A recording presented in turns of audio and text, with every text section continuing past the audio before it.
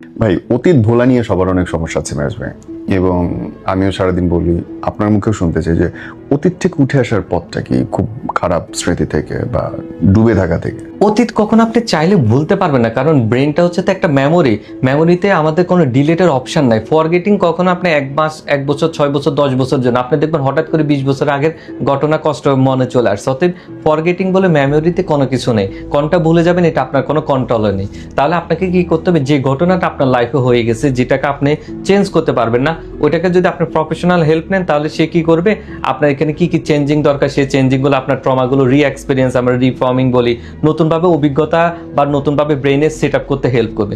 কিন্তু আরেকটা বিষয় হলো, এখন আপনার এই বিষয়টা বারবার মনে আসতেছে, এখন এখানে করবেনটা কি, আমি বলি মনটা হচ্ছে একটা বেলুনের মতন। আপনি একটা বেলুনকে অনেক বেশি বাতাস দিলে কি হবে, একসময় ফেটে যাবে না?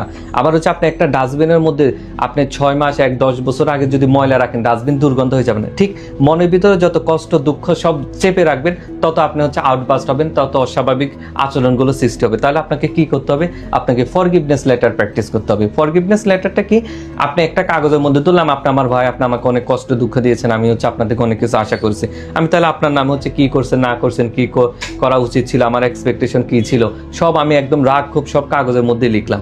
লেখার পরবর্তী শেষ প্যারাগ্রাফটা হচ্ছে আমি লিখলাম এরকম, আমি মাফ করে দিয়েছি, আল্লাহ ক্ষমাশীল। আপনি যদি ধার্মিক হয়ে থাকেন, কোরআন হাদিসে ক্ষমা রিলেটেড যত কথা আছে, এটা 3-4 প্যারাগ্রাফ এরকম লিখেন। আর যদি আপনি ধার্মিক না হয়ে থাকেন, তাহলে বিভিন্ন মনীষী অথবা জ্ঞানী লোক হচ্ছে ক্ষমা করে দেওয়া, মাফ করে দেওয়া, ফরগিভনেস নিয়ে যে যে কথাগুলো বলেছে আপনি সেগুলো লিখেন। তাহলে আমি কি করলাম, প্রথমে আমি সকল কষ্ট দুঃখের কথা লিখলাম, পরের প্যারাগ্রাফ হচ্ছে আমি মাফ করে দেওয়ার কথা লিখলাম। এখন লিখে এই কাগজটা আবার জমা করে রাখবো না, এটাকে ছিঁড়ে একদম ফেলে দিব।